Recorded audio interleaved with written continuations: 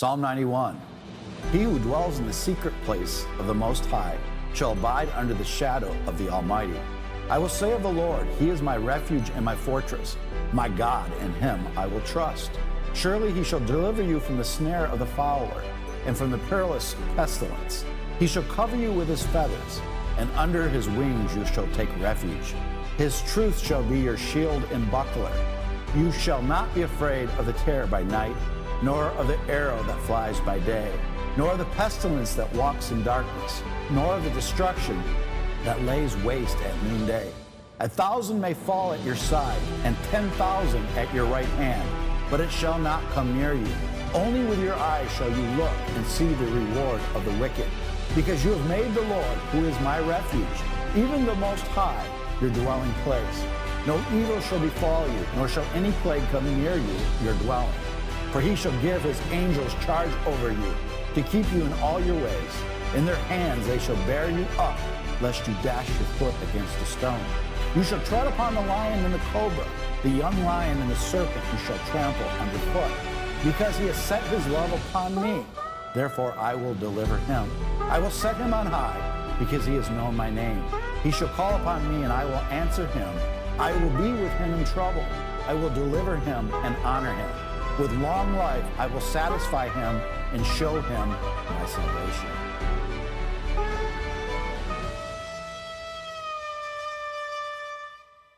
Hi, my name is Titus Smith. You may have seen my YouTube shorts, but right now you're watching His Glory.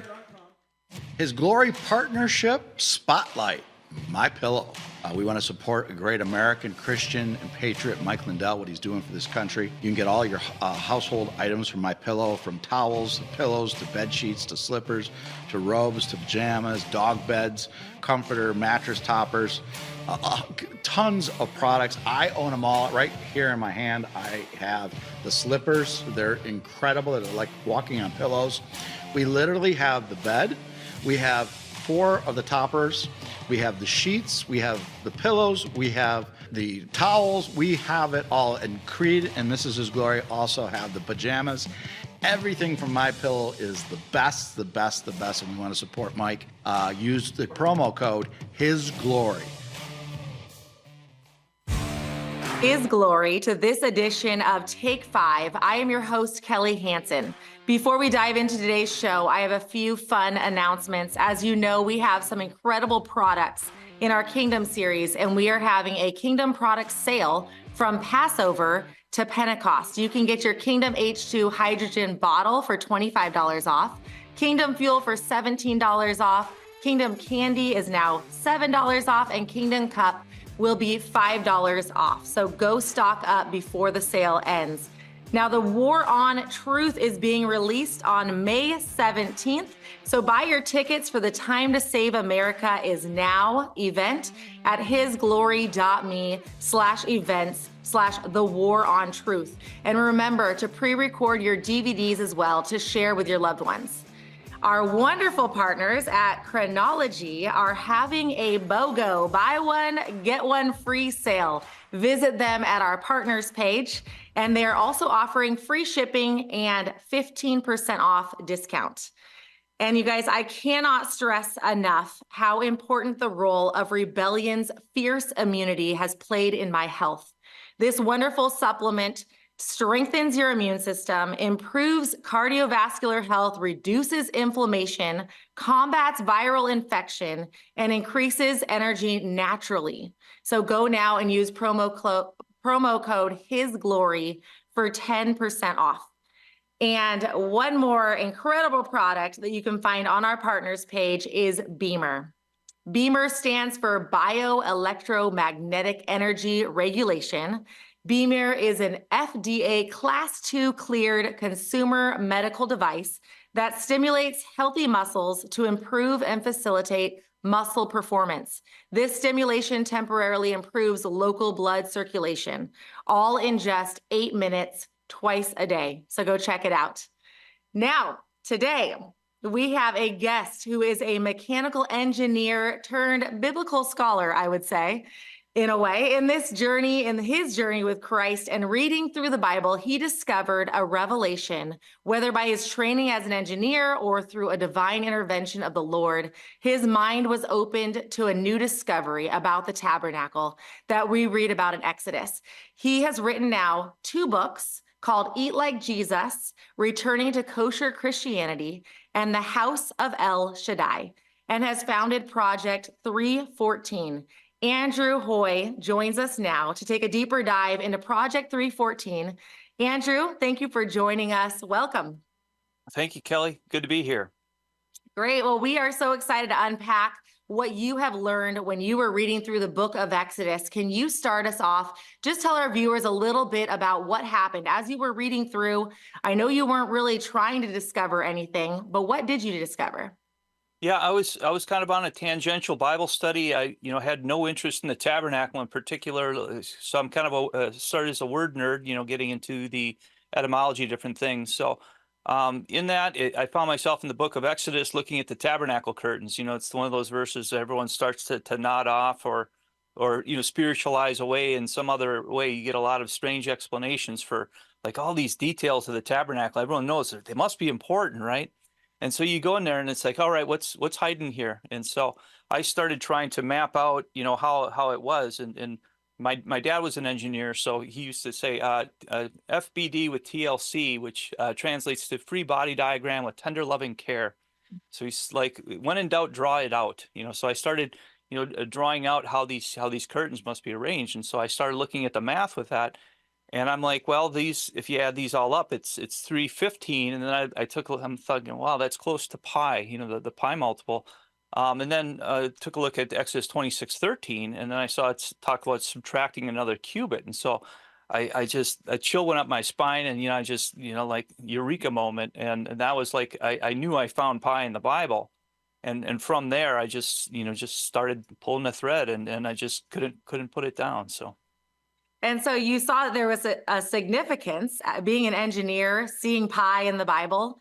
What did you go from there? Where did you take off? Why did you decide to continue to dive a little bit deeper into that?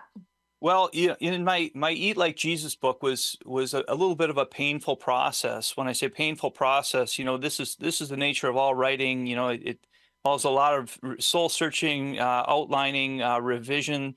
So I probably rewrote that book, 4 or 5 times, and actually was part of a larger book, and I just kind of reduced it to that. So in that process, I learned along the way, I basically, proving, dietary stuff going back to Genesis 1 even, getting into, how does this relate to Leviticus 11 and Mark 7 and all these other kind of little bumps along the way where we're told what to eat, right? So I learned my lesson that way, to not trust an English translation.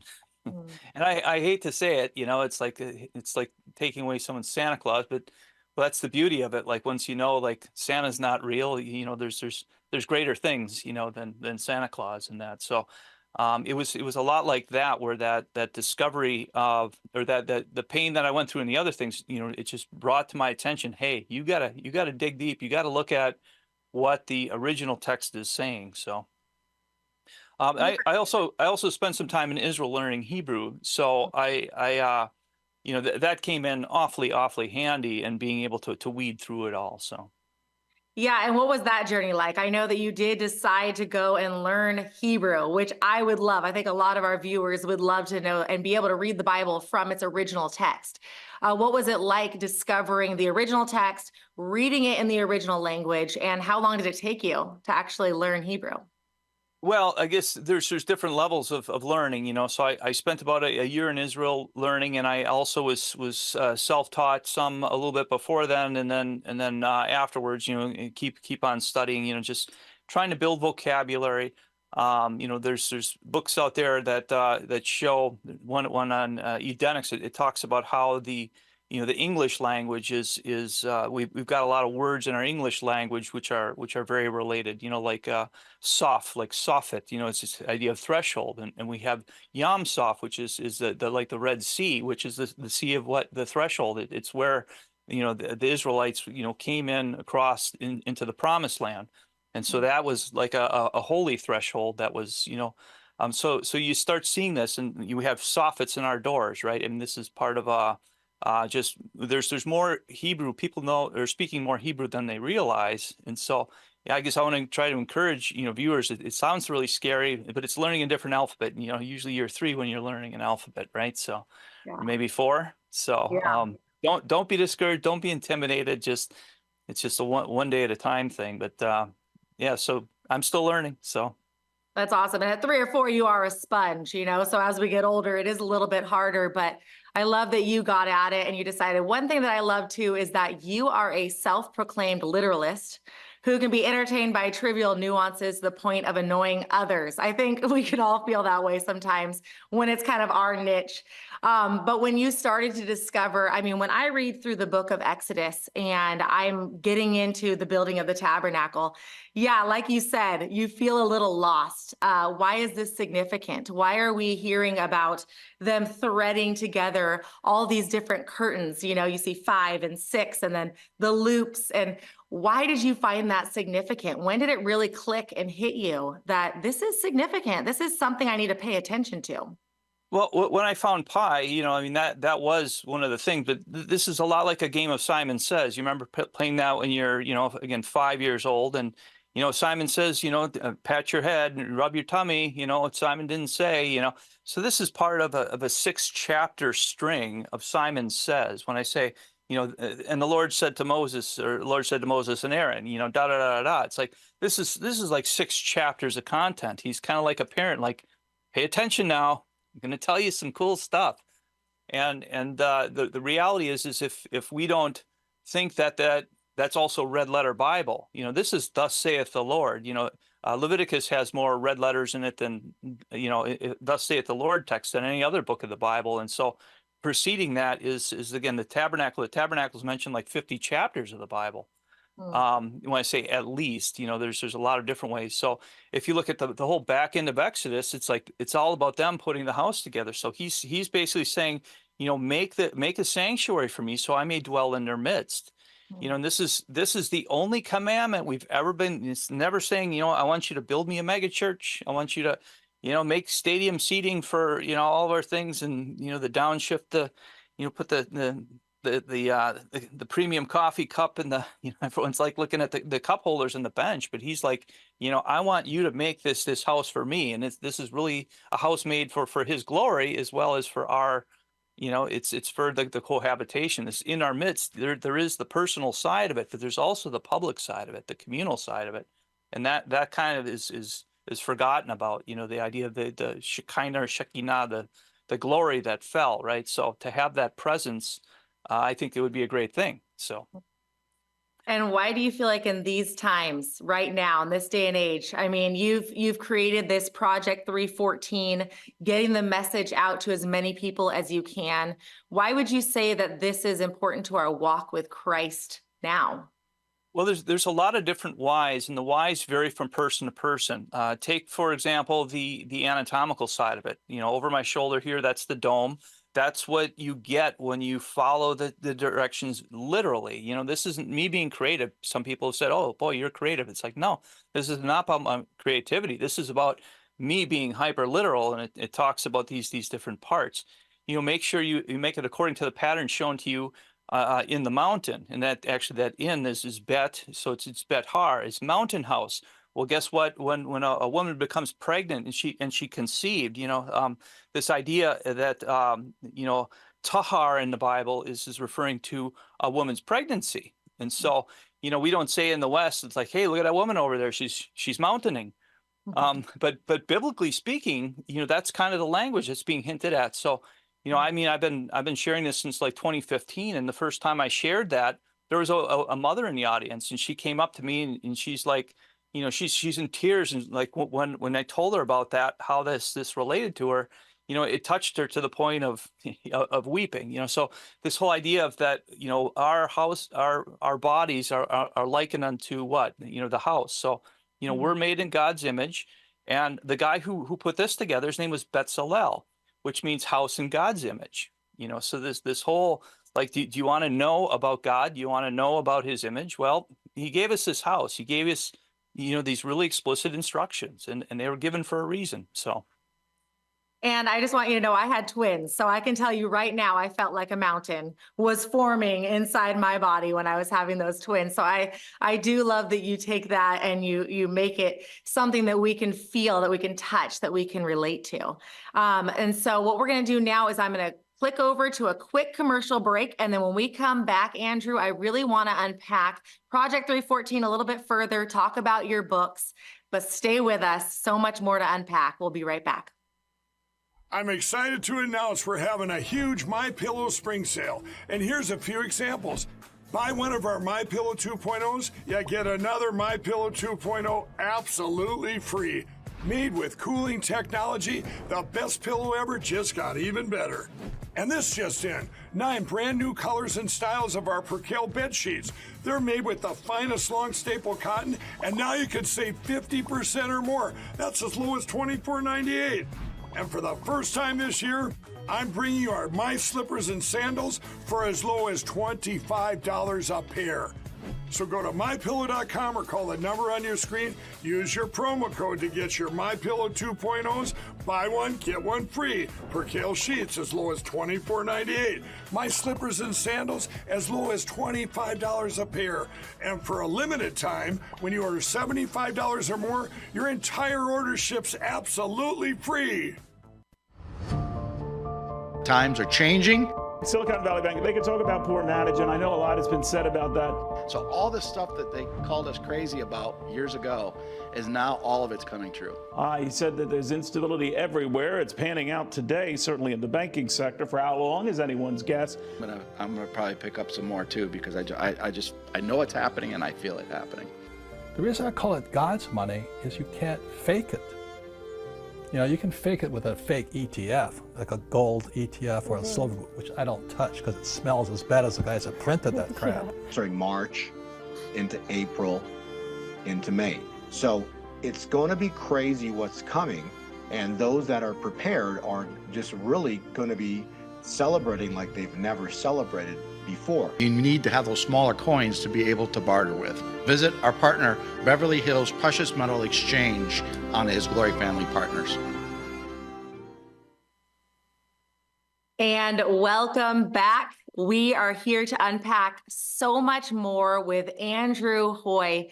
Andrew, it is so exciting to see somebody who takes a look at, you know, the Old Testament, stops for a moment and really wants to dive deep into the meaning of maybe something that most of us have just skimmed right past.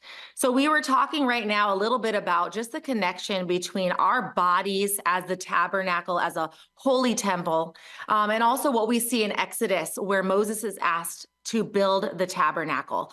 So again, you know, as we're going through this and unpacking it, give us a little bit more of an insight of why this is so significant, what you found, how you found pi, but also what you found in this text that really led you to believe this is a story I need to tell. This is something that people need to understand and unpack a little bit further. Well, I have to go, geek out, before you were kind of momming out, and I'm kind of like resort to geek stuff. So, engineers, we don't have a reputation for being highly personable usually, because, our minds are into some of these other details. So, getting into the hows and the whats, I guess, I don't know if you're good with me screen sharing. I could, share something on the screen here that, kind of gives your viewers a real simple overview on how this works. Let me just shoot this up here. So you're given all these sheets and you're told to join them together on the cut edges. Well, traditionally they've been joined on the long edges like this, and then they put together a set of sheets. And this is the end result that they get, this box thing with a blanket over it. And it's 4 layers. And so you start looking at it, it's like, who in the world builds tents like this? Wow. I tell you who does it, Bible theme parks, those are who are building that sort of thing. So, but if we connect these at the short edges, it talks about how they got loops on both sides to connect them. And so you start doing the math and you count all the way around. It says to make 11 curtains, and fold the last one in half, and then you're overlapping in between those each two to form this courtyard, which is around the sides of the tabernacle. So once you understand, it's being described as a ring, and not as a as basically a blanket. It's just that's kind of the one of the eureka moments for me, because I'd worked in a yurt as a ski instructor, and as I'm doing I'm sitting there, I'm looking at the constructions, and they got all this cabling around, and I'm like, so that was something that I pondered on, like 3 years. It was 3 years after I was working there where I made this discovery, and I just saw, like, okay, how these loops are. It's a circumferential thing. It's hoop stress, and again, this is me going into the, this is where you got to have that, literalist mind. I used to work with engineering specifications and trying to figure out what a customer wants or whatever. It's like, why do they have this in here? Why do they have that in there? There's all these details in the whys, and nobody ventures to ask that apart from Christian symbolism. And there is no shortage of Christian symbolism within this thing. But it's one of those things. It's like, until you understand the parts, how can you understand the image that it's conveying? And so this is why, we're told, building things precept upon precept. This is the mother. What I say, this is, in my opinion, it's the Rosetta Stone for a lot of biblical understanding. So. And unpack that. What's some of the symbolism that you see? You say, the reasoning behind building it a certain way. And when you read the text, there's a lot of clarification exactly how he wants it built. And there has to be a purpose for that. So what is the purpose that you find in having it built and structured exactly this way? And what is the symbolism that comes with it? Well, one little, when I say piece of symbolism, we get into this 144,000, right? Mm-hmm. So people think of that from a Bible eschatology, Book of Revelation thing, and what you don't get in the box model, they're counting posts around that box perimeter. There's 20 to the south, 20 to the north. Then it sounds like there's another 10 on the east or on the west, and probably another 10 on the east, right? And so they've been counting 60 posts. And so no, if you look at there's 20 on the north and 20 on the south. And then of those, we've got 10 on the west sides of each half, and then 10 on the east side. So the whole text is describing this thing in halves. Okay. So it's like, well, what does this have to do with the price of tea in China, or, salvation at my church, And this is telling a story again, because this is a prophetic thing.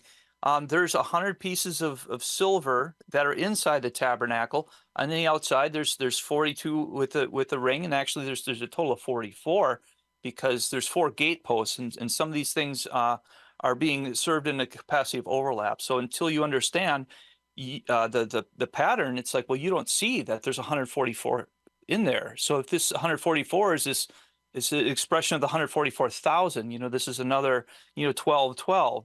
So we have the E.W. Bullinger number in Scripture. This idea that 7, everyone knows, is perfection and promise and covenant and that sort of thing. Well, different numbers tell different stories. 12 refers to, like, human governance and like, this is why we have 12 sons of Israel and 12 tribes. We have 12 disciples, et cetera, et cetera. So all these things, we start seeing these, numbered in patterns. But then also, again, anatomical, we get into this from the standpoint of Christology. Because in the Christology of the world, we have, we have this describing Judah. Judah is at the east gate, so we have this whole idea of entrance and getting into, coming to the entrance of the tabernacle, in a sense, through Messiah, through Judah, who's on the east. But, again, people have a hard time thinking about that and visualizing it. And we're given this for in order to visualize, but we've depicted this, and this is stuck in everyone's grandma's Bible. And everyone thinks, thus saith the Lord. Moses' 10 commandments are written in Roman numerals. Well, they're not. This is Hebrew stuff. So, to connect purpose in these, is very important. It's like when people say, well, it's not a salvation issue, what does the size and shape matter? It's like, well, You know, think of it, if the people who were sitting in Mount Sinai were told that same thing.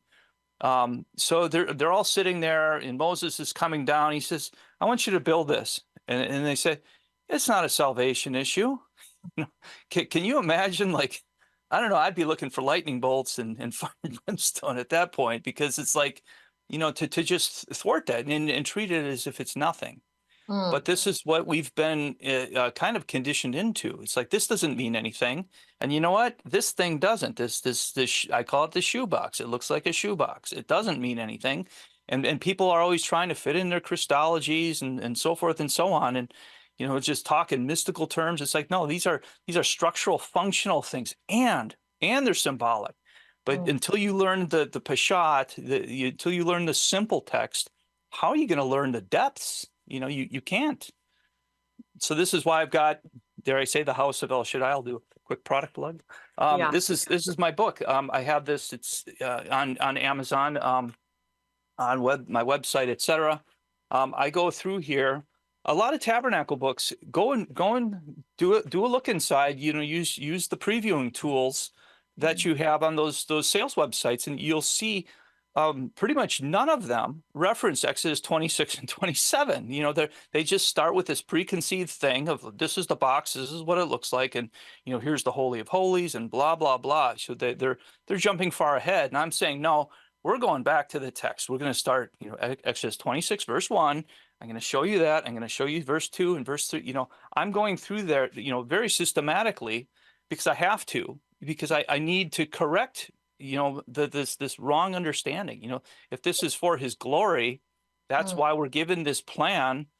If we're not good boys and girls, you know, playing Simon Says, we're going to get it very wrong. What if your understanding of salvation was as bad as your understanding of the tabernacle? You know, that's a chilling thought, you know? Right. And I know that some people will say this has nothing to do with salvation, but I think you hit something really important. You said, you know, you're not necessarily one of those feelings type of people. You know, being an engineer, you maybe aren't good with considering people's feelings. You're more going to be technical and you want to go after the details. Well, I'll tell you what, in this text, God is very clear that these details matter. And if you don't know the heart of the Lord, if you're just going to come in and say, hey, I'm saved, that's great. You're probably going to go to heaven. But do you really want to have that relationship here on earth with Christ? So it sounds like, Andrew, you actually lead people into a deeper understanding of who Christ is through some of these nuances, if you will. And so even though maybe that wasn't your heart, I do think that God is using you in that direction to bring people to understand God's heart, to understand who he is. So in the rest of our time, though, real quick, because I know we had to unpack all of this so quickly, Andrew, but tell us a little bit, what else can we find in the book? Is there going to be more details about, you know, laying out exactly why God created this structure and what it means for us today? Or what else can we unpack in that book? Well, yeah, you can unpack the details of it in the book, but I've also got it in a model. This is a family putting together. I got a home built kit. It's great for homeschools and so forth. You know, so I'm tracking all the verses and all that detail in there. I also have webinars where I'm going into you know, teaching on the Christology. I got a whole session on that. Teaching on the anatomy, teaching on the priesthood. All these things that, you know, some people just haven't cared anything about. Getting into even the, when I say the sacrifice, getting into the altar, you know, all these specifics. So yeah, I'm not the most, you know, I'm not here completely to give you warm embraces and touchy feeling things, but so some of it is just you know, pondering the esoteric and just recognizing it's like, hey, this is the mind of God. One thing that I have on my marketing content is you know, the simple question, you know, is God an intelligent designer? You know, so, you know, this box thing is not intelligent. It is not intelligent design. So I'm happy that everyone's going back to Genesis and trying to teach, you know, things right about the creation. But, you know, there's just so many layers. You know, if the book of Hebrews talks about the priest serving in a place like heaven, and you know, this box thing does not represent heaven in any which way. So next time you Google the word heaven, you know, it's like, does this look like heaven? So there's other, cosmological zodiac type stuff. There's just a lot there to unpack. So. Yeah, and I know I'm probably not going to take the time to actually do it myself. So I'm so stoked that I get to go to your website and I can get some more information. I know we unpacked a lot, but I know there is a lot more for people to learn. So where can they go, Andrew, to get more information? Yep, project314.org. Okay, so go to project314.org. Get this wealth of information. Like I said, that maybe you're not going to unpack. I'm probably not going to have the time to go learn Hebrew on my own, but I'm so glad that you did and that you took that time to really have that relationship with Christ through his word and understand exactly what he meant. So Andrew, thank you for all of your hard work. Thank you for joining us today. I pray that you have a great, wonderful day. So thank you for being with us. All right. Thanks for having me. And I got Facebook and YouTube content they can check out as well. So thank you. Okay. And what is the Facebook and YouTube? What's the name of those? Project 314 on YouTube. And I think, Facebook, I've got a page, Project 314, or they can look me up as Andrew Hoy on Facebook. So. Okay, go check it out. Get more information. Thank you for joining us for this edition of Take 5. Please go in the Lord's peace. There's nothing we wouldn't do for our pets. They're like our children. Our friends at Pet Club 24/7 have developed natural products that contain the most potent strain of a mushroom that's been used for thousands of years to help support the immune system. So visit their website today to discover how they're changing the way that pets and their parents are being treated for the better. So Clean Slate is the foundation product of Root Wellness. Clean Slate, honestly, is better living through biochemistry. A simple, safe, systemic approach to remove toxins from our system. And so I always tell people, you take the trash out in your house every day. Why aren't you taking the trash out of your body? We're made to be amazing. We just haven't unlocked the potential until now. A loving God created everything, including the most abundant building block in the universe, hydrogen.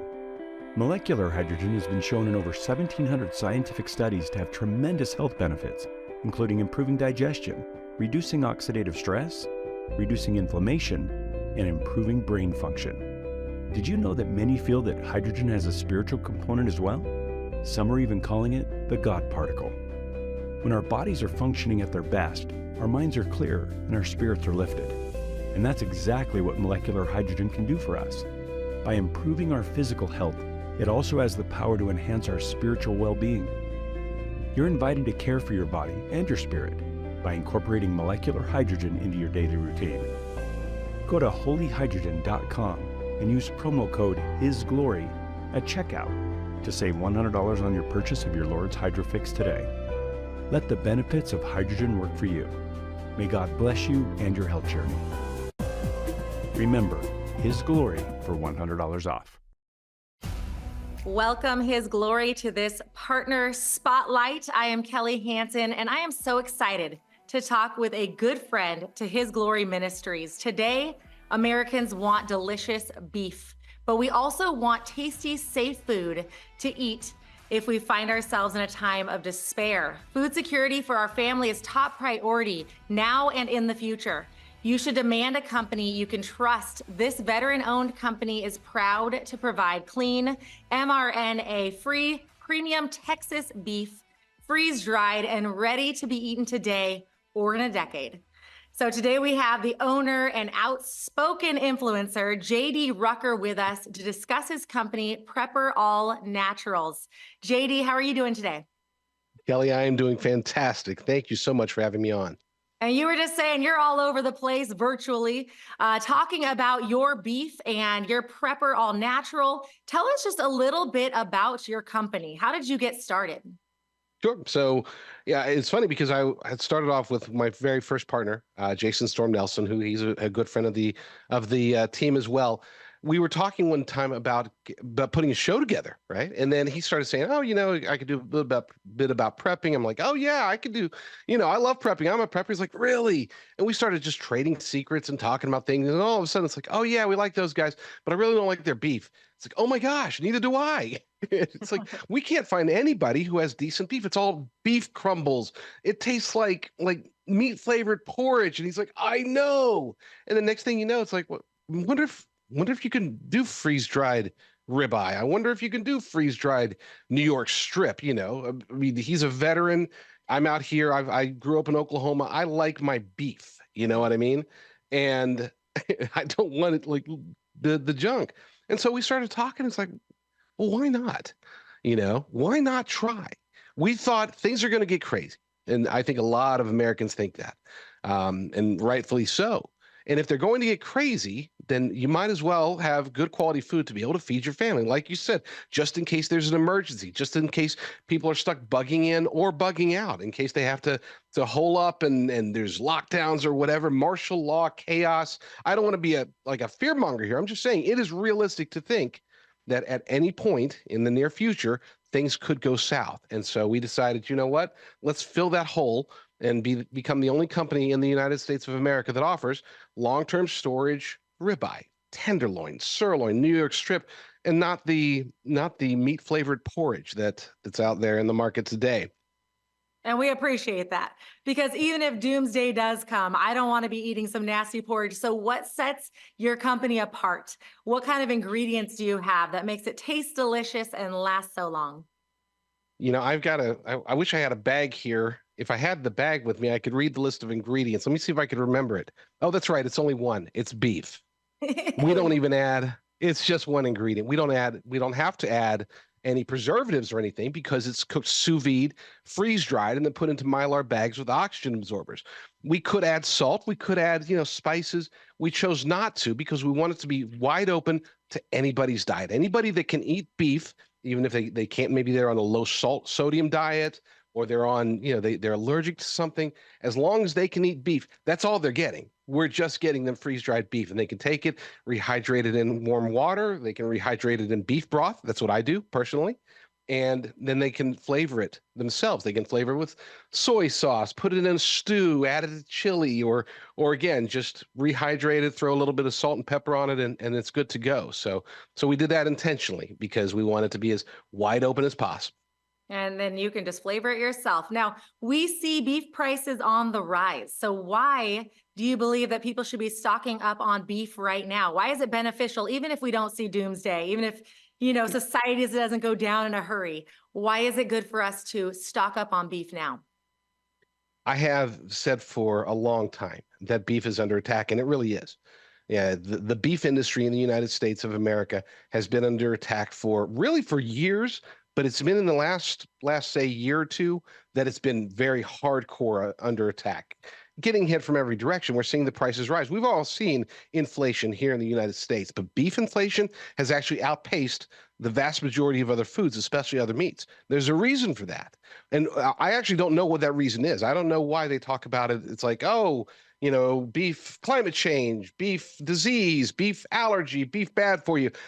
None of it makes any sense because the science doesn't say that. The science doesn't say, hey, we should be eating crickets instead. The science doesn't say, hey, we should be eating whatever, tofu burgers or lab-grown meat. Nothing of the science actually says this. So we have to ask ourselves why. And this is why I tell people, even if you think nothing bad is going to happen, it's just going to be a transition, just as things are just going to continue down the road they're on. Maybe they'll get a little better. Maybe they'll get a little worse. You don't have to be a conspiracy theorist to realize that it might be a good idea to have a stockpile, a small stockpile, a big stockpile, but some sort of backup beef just in case things continue to get bad as far as the pricing, or if there is a, let's say, I don't know, some sort of health reason, medical reason, a new pandemic or something, who knows? For whatever reason, things can happen. And it behooves Americans, if they like beef, to stock up now, because it's not like we can expect beef prices to go down anytime in the future, right? Right. Or any prices and anything in society right now. Now, we also are seeing that our food supply is being tampered with right now. You mentioned something a second ago about climate change and all of these climate friendly. What is climate friendly beef? It's funny that you asked that, because we're seeing two different approaches to this. Number one, we have There's a guy, I'm not sure if you're familiar with him or if your audience knows about him. His name is Bill Gates. He has been he has been really pushing this concept of having beef that is climate friendly. In other words, that lets out less methane. And he's put a lot of money into it, and he's not the only one. Put a lot of money into injecting researching to be able to inject cattle with a vaccine that will reduce their methane emissions. On the other side, you have government itself, including the USDA. They're going out there, or the USDA, sorry, they're going out there and they're actually promoting companies such as Tyson Foods is one of the big ones to promote climate-friendly beef. Now, here's the problem with that. Nobody knows what that means, not at least from the USDA's perspective. You try to ask them, you try to ask Tyson, they both throw up, well, get us a Freedom of Information Act because we can't tell you. It's like, what?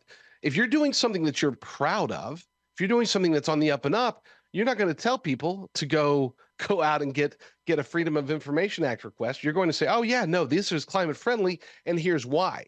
This is climate friendly, and here's how we do it. They're putting it in the shadows right now, Kelly, and that's terrifying to me, at least, because I look at that and I think, if they're really not willing to tell, and it's not just people like me, people even on the other side of the political aisle, the climate change activists, they're like, wait a second, what's going on here? Well, we don't know, and we might not ever find out before it's too late. Well, I think it's always a little bit fearful when you hear there's some sort of a bureaucracy or the government stepping in to make your food healthier. I think we should be a little bit concerned whenever we hear that. So you guys talked a little bit about what was the driving force behind your company. I know that you guys have high quality ingredients. It's 100% natural, no mRNA jab. Woo! And you guys have 12 servings per bag. You can get multi-pack selections. Where can we go and get all of this amazing meat? Now, thankfully, we have His Glory Beef. It's our prime sponsorship, our favorite one. Well, at least mine. My favorite one because this is the right audience. These are the people. These are my people. Your people are my people, Kelly. And they go to His Glory Beef. They can use promo code His Glory to get the maximum discount. I've got this special alert that tells me, okay, so somebody's got a 12% discount. Okay, we're going to make sure that we get His Glory the 12% discount. I think it's gone all the way up to like 20 or 25%. I don't know because the alert does it automatically. But whatever the best discount of anywhere in the world is, all they have to do is go to hisglorybeef.com, pick out whatever they want, and they'll get the maximum discount possible with promo code His Glory. One word, His Glory. His Glory, all caps. Well, JD, I appreciate it. With 4 boys who love their beef, I'm going to have to stock up. So getting that, 15 to 25% off is very important to me as well. So thank you so much for all that you do. We appreciate you. We know that with many warnings of food shortages looming on the horizon, you need to ensure that your family eats well today and tomorrow. So go to Prepper All Naturals today. Go to hisglory.me. Go over to Prepper All Naturals. And JD, just keep it up. We appreciate you guys have great farms out there with your animals, and you guys are making sure that you are feeding America this high quality beef. So thank you so much. Thank you for having me. God bless you, and may God bless the His Glory family. Amen. God bless you all.